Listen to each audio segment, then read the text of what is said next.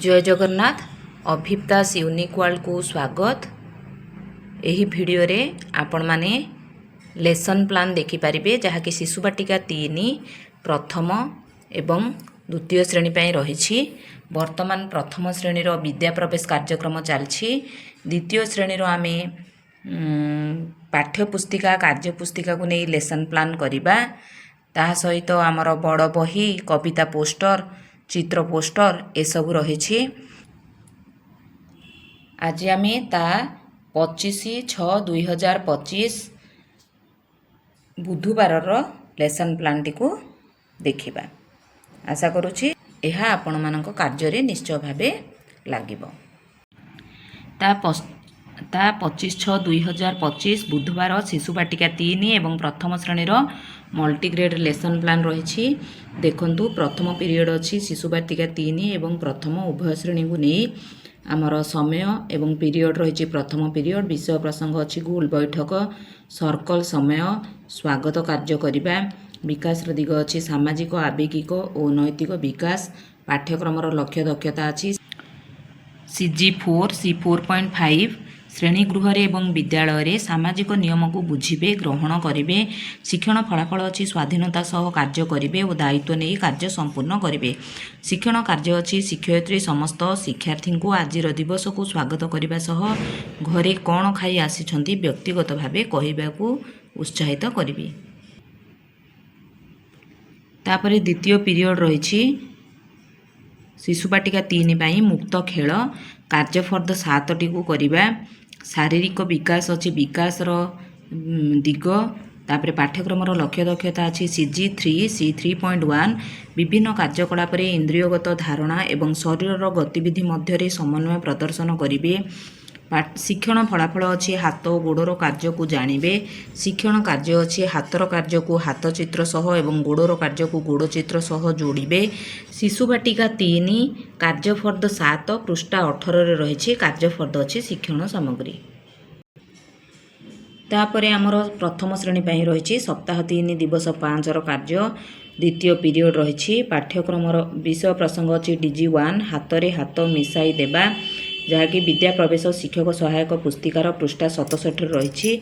आमर विकास दिग अच्छी शारीरिक विकास पाठ्यक्रम लक्ष्य दक्षता मध्य सेम रही HW 3.10 CG3 C3.1 शिक्षण फलाफल अच्छी पारस्परिक क्रिया एवं खेल समय अन्यर धारणा अंतर्भुक्त करेंगे। इच्छा प्रदर्शन करेंगे। शिक्षण कार्य पिला एकतार बड़ चित्र देखाई गप कहबी केउ सब काम एका करिपारिबा नाही कुह परिस्थिति आधारित आलोचना जेपरिक मध्याह्न भोजन समय तुमे किपरि बसिबो। शिक्षण सामग्री रे कपोत जाल धरी उड़ी जाउथिबा एवं शिकारीर चित्र देखाइबी। तृतीय पीरियड रही शिशु बाटिका 3 एवं प्रथम श्रेणी पर विषय प्रसंग अच्छी भाषा और साक्षरता DG2 गाई गाई शिखा पृष्ठा 129 विकास दिग अच्छी भाषागत विकास पाठ्यक्रम लक्ष्य दक्षता अच्छी DG2 ECL 1 3.18A CG9 C9.1 एवं CG10 C10.1 सरल गीत कविता गाइबे और शुणिबे ध्वनि सचेतनता विकसित हेबो। शिक्षण फलाफल अच्छी गप कविता और गीत गुड़िक बारंबार आसुथिबा शब्द और ध्वनि को चिन्हिबे। शिक्षण कार्य अच्छी पिला यू आकार रे ठिया कराई गीत चार्ट देखाई अंगभंगी सह आवृत्ति करी। यह उभय शिशु बाटिका 3 एवं प्रथम श्रेणी पर रही। गीतर धाड़ी शब्द अक्षर रे आंगुली दे गीत गाइबी और पिला माने अनुसरण करेंगे। यह प्रथम श्रेणी पर रही। सरल प्रश्नर उत्तर पचारि यह उभय श्रेणी पर शिशु बाटिका 3 श्रेणीर चित्र देखि नाम कहे। उदाहरण बगीचा बगीचार चित्र देखिए और तार नामटी को कहे। प्रथम श्रेणी पिला माने च अक्षर चिन्हाइबे। विद्या प्रवेश शिक्षक सहायक पुस्तिकार 129 रे रही। शिक्षण सामग्री अच्छी चित्र चार्ट गीत चार्ट च अक्षर कार्ड। चतुर्थ पीरियड उभय शिशु बाटिका 3 प्रथम श्रेणी पर रही। विषय प्रसंग अच्छी संख्या और परिवेश ज्ञान DG3 आस खेली खेली जानिबा विद्या प्रवेश शिक्षक सहायक पुस्तिकार 191 पृष्ठा को कराइबा। विकास दिग अच्छी बौद्धिक विकास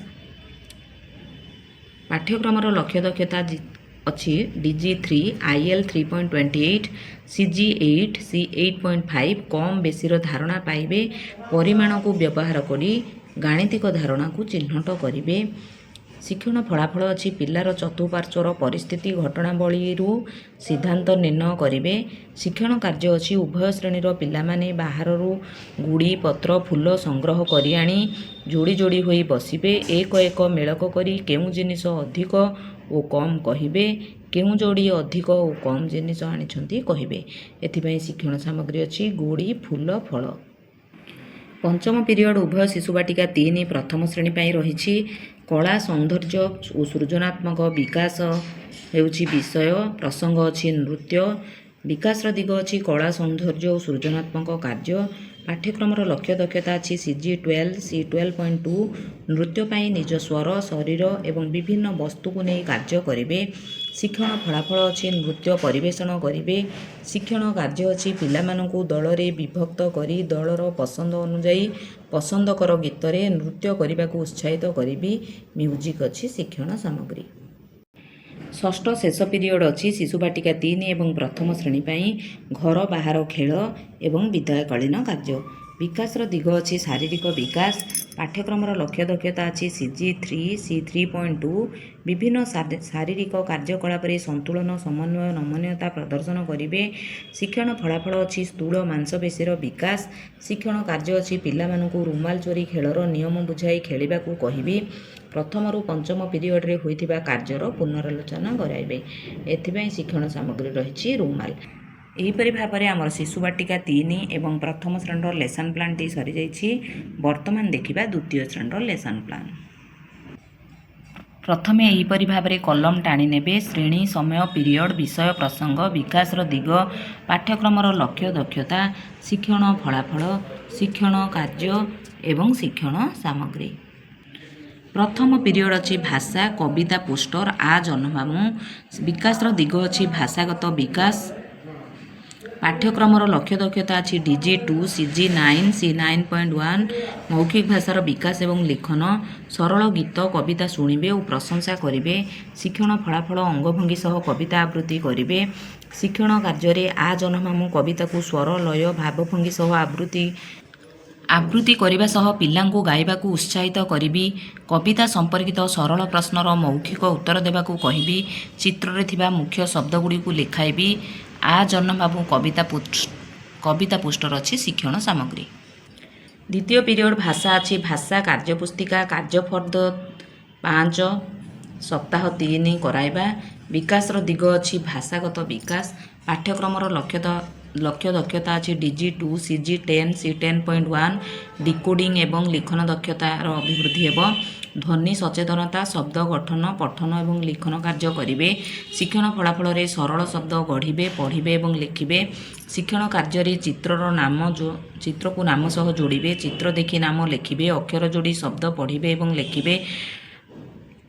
ସାରଣୀର ଶବ୍ଦ ଗଢ଼ି ପଢ଼ିବେ ଏବଂ ଲେଖିବେ। କାର୍ଯ୍ୟଫର୍ଦ୍ଦ 3 କାର୍ଯ୍ୟଫର୍ଦ୍ଦର 5 ସପ୍ତାହ 3 ଦିବସ 5ର କାର୍ଯ୍ୟଫର୍ଦ୍ଦ ପୃଷ୍ଠା 17 କରାଇବି।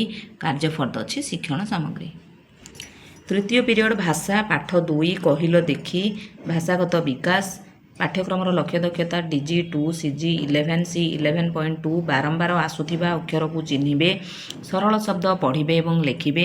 ଶିକ୍ଷଣ ଫଳାଫଳରେ କ ଅକ୍ଷର ଯୁକ୍ତ ଶବ୍ଦ ପଢ଼ିବେ ଲେଖିବେ। ଶିକ୍ଷଣ କାର୍ଯ୍ୟରେ ପଶୁପକ୍ଷୀଙ୍କ ଚିତ୍ର ସହ ନାମକୁ ଯୋଡ଼ିବେ। ପାଠ୍ୟପୁସ୍ତକ ହସ ଖୁସିର ପୃଷ୍ଠା 16ରେ ରହିଛି। ପାଠରେ ଥିବା କ ଅକ୍ଷର ଯୁକ୍ତ ଶବ୍ଦକୁ ଗାର ଦେବେ ଓ ଶବ୍ଦକୁ ଲେଖିବେ। ହସ ଖୁସି ପୃଷ୍ଠା 17ରେ ରହିଛି। ପାଠ୍ୟପୁସ୍ତକ ରହିଛି ଶିକ୍ଷଣ ସାମଗ୍ରୀ। ଚତୁର୍ଥ ପିରିୟଡ଼ ରହିଛି ଗଣିତ ପାଠ 2 ସିଧା ଗାର ଟାଣିବେ। ବିକାଶର ଦିଗ ବୌଦ୍ଧିକ ବିକାଶ। ପାଠ୍ୟକ୍ରମର ଲକ୍ଷ୍ୟ ଦକ୍ଷତା ଅଛି DG3 CG8 C8.8 ମୌଳିକ ଜ୍ୟାମିତିକ ଆକୃତି ଓ ସେମାନଙ୍କ ଗୁଣ ଜାଣିବେ। ଶିକ୍ଷଣ ଫଳାଫଳ ବିଭିନ୍ନ ପ୍ରକାରର ଗାରକୁ ଯଥା ଭୂମି ଉପରେ ଠିଆ ହୋଇ ରହିଥିବା ଶୋଇ ରହିଥିବା ଏବଂ ତେର୍ଛା ଗାରକୁ ଚିହ୍ନିବେ। ଶିକ୍ଷଣ କାର୍ଯ୍ୟର କଂକ୍ରିଟ ଷ୍ଟେଜରେ ବାଡ଼ିକୁ ନେଇ ସମସ୍ତ ଶିକ୍ଷାର୍ଥୀ ବିଭିନ୍ନ ପରିସ୍ଥିତି ଅନୁଯାୟୀ ରଖି ଦେଖାଇବାକୁ କହିବି ବା ସିଧା ଗାର ଭୂମିରେ ଶୋଇ ରହିଥିବା ଗାର ତେର୍ଛା ଗାର। ରିପ୍ରେଜେଣ୍ଟେସନ୍ ଷ୍ଟେଜରେ 3ଟି ଲେଖାଏଁ ଭୂମି ଉପରେ ଶୋଇ ରହିଥିବା ଗାର ଠିଆ ହୋଇ ରହିଥିବା ଗାର ତେର୍ଛା ଗାର କରି ଦେଖାଇବେ। ଏହା ଆପଣମାନେ ପାଠ୍ୟପୁସ୍ତକର ପୃଷ୍ଠା 10ରେ ପାଇବେ। ବିନ୍ଦୁ ଗ୍ରିଡ୍ରେ ତିନି ପ୍ରକାର ସିଧାଗାର କରିବେ। ପାଠ୍ୟପୁସ୍ତକର ପୃଷ୍ଠା 13ରେ ରହିଛି। ଅବଷ୍ଟ୍ରାକ୍ଟ ଷ୍ଟେଜରେ ଚିତ୍ରକୁ ଦେଖି ସିଧାଗାର ଗଣି ଲେଖିବେ। ପୃଷ୍ଠା 16 3ର କ ପାଠ୍ୟପୁସ୍ତକରେ ଏହା ରହିଛି। କାର୍ଯ୍ୟଫର୍ଦ୍ଦ ଅଛି ଶିକ୍ଷଣ ସାମଗ୍ରୀ ଏବଂ ବାଡ଼ି ଏବଂ କାର୍ଯ୍ୟଫର୍ଦ୍ଦ ଅଛି ଶିକ୍ଷଣ ସାମଗ୍ରୀ। ପଞ୍ଚମ ପିରିୟଡ଼ ଗଣିତ କାର୍ଯ୍ୟପୁସ୍ତିକା ସପ୍ତାହ 3 ଦିବସ 5ର କାର୍ଯ୍ୟଫର୍ଦ୍ଦ ବିକାଶର ଦିଗ ବୌଦ୍ଧିକ ବିକାଶ। ପାଠ୍ୟକ୍ରମର ଲକ୍ଷ୍ୟ ଦକ୍ଷତା ଅଛି DG 3 CG 8 C 8.8 ମୌଳିକ ଜ୍ୟାମିତିକ ଆକୃତି ଓ ସେମାନଙ୍କର ଗୁଣ ଜାଣିବେ। ଶିକ୍ଷଣ ଫଳାଫଳ ବିଭିନ୍ନ ପ୍ରକାର ସିଧାଗାର ଚିହ୍ନିବେ। ଶିକ୍ଷଣ କାର୍ଯ୍ୟ ଚିତ୍ରରୁ ସିଧାଗାର ଶୋଇ ରହିଥିବା ଠିଆ ହୋଇଥିବା ତିର୍ଚ୍ଛାଗାର ଗଣି ଲେଖିବେ। ବିଭିନ୍ନ ଗାରକୁ ନେଇ ଚିତ୍ର କରି ଦେଖାଇବେ। କାର୍ଯ୍ୟପୁସ୍ତିକାର କାର୍ଯ୍ୟଫର୍ଦ୍ଦ ସପ୍ତାହ 3 ଦିବସ 5 ପୃଷ୍ଠା 25ର କାର୍ଯ୍ୟ କରେଇବି। କାର୍ଯ୍ୟଫର୍ଦ୍ଦ ଅଛି ଶିକ୍ଷଣ ସାମଗ୍ରୀ। ଷଷ୍ଠ ପିରିୟଡ଼ ଅଛି ପରିବେଶ ପାଠ 2 କହିଲ ଦେଖି। ବିକାଶର ଦିଗ ଅଛି ବୌଦ୍ଧିକ ବିକାଶ। ପାଠ୍ୟକ୍ରମର ଲକ୍ଷ୍ୟ ଦକ୍ଷତା ଅଛି CG 7 C 7.1 ବିଭିନ୍ନ ବର୍ଗର ବସ୍ତୁ ଓ ସେମାନଙ୍କର ସମ୍ପର୍କ ନିରୀକ୍ଷଣ କରିବେ। ଶିକ୍ଷଣ ଫଳାଫଳ ଅଛି ପକ୍ଷୀମାନଙ୍କ ନାମ ଜାଣିବେ। ଶିକ୍ଷଣ କାର୍ଯ୍ୟ ଅଛି ଚିତ୍ର ଦେଖି ପକ୍ଷୀମାନଙ୍କର ନାମ କହିବେ। ପାଠ୍ୟପୁସ୍ତକର ପୃଷ୍ଠା 14ରେ ରହିଛି ଏହା। ଶିକ୍ଷଣ ସାମଗ୍ରୀ ଅଛି ପକ୍ଷୀଙ୍କର ଚିତ୍ର ଚାର୍ଟ। ସପ୍ତମ ପିରିୟଡ଼ ଅଛି ବଗିଚା କାମ ଶାରୀରିକ ବିକାଶ ଅଛି ବିକାଶର ଦିଗ। ପାଠ୍ୟକ୍ରମର ଲକ୍ଷ୍ୟ ଦକ୍ଷତା ଅଛି CG 1 C 1.3 ବିଦ୍ୟାଳୟକୁ ସ୍ୱଚ୍ଛ ଏବଂ ସଂଗଠିତ କରିବେ। ଶିକ୍ଷଣ ଫଳାଫଳ ଗଛପତ୍ରର ଯତ୍ନ ନେବା ଶିଖିବେ। ଶିକ୍ଷଣ କାର୍ଯ୍ୟରେ ଗଛ ମୂଳରୁ ଘାସ ବାଛି ପିଲାମାନଙ୍କୁ ଗଛରେ ପାଣି ଦେବାକୁ କହିବେ। ଶିକ୍ଷଣ ସାମଗ୍ରୀ ଅଛି ବାଲ୍ଟି ଏବଂ ମଗ୍। ଏହିପରି ଭାବରେ ଆମର ଦ୍ୱିତୀୟ ଶ୍ରେଣୀର ଶିଶୁ ବାଟିକାର ଏବଂ ପ୍ରଥମ ଶ୍ରେଣୀର ଲେସନ୍ ପ୍ଲାନ୍ଟି ସରିଯାଇଛି। ଆଶା କରୁଛି ଭିଡ଼ିଓଟି ନିଶ୍ଚୟ ଭାବେ ଆପଣମାନଙ୍କ ପାଇଁ କାର୍ଯ୍ୟରେ ଆସିବ। ଯଦି ଆପଣମାନଙ୍କ କାର୍ଯ୍ୟରେ ଲାଗୁଛି ବୋଲି ଭାବୁଛନ୍ତି ଦୟାକରି ଭିଡ଼ିଓକୁ ଲାଇକ୍ କରିବେ।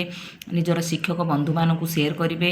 ଯେଉଁମାନେ ଚ୍ୟାନେଲରେ ନୂଆ ଅଛନ୍ତି ଚ୍ୟାନେଲକୁ ସବସ୍କ୍ରାଇବ୍ କରିବେ ଏବଂ ମତାମତ କମେଣ୍ଟ ମାଧ୍ୟମରେ ଦେବା ପାଇଁ ଆଦୌ ଭୁଲିବେ ନାହିଁ। ରହୁଛି ଧନ୍ୟବାଦ। ଜୟ ଜଗନ୍ନାଥ।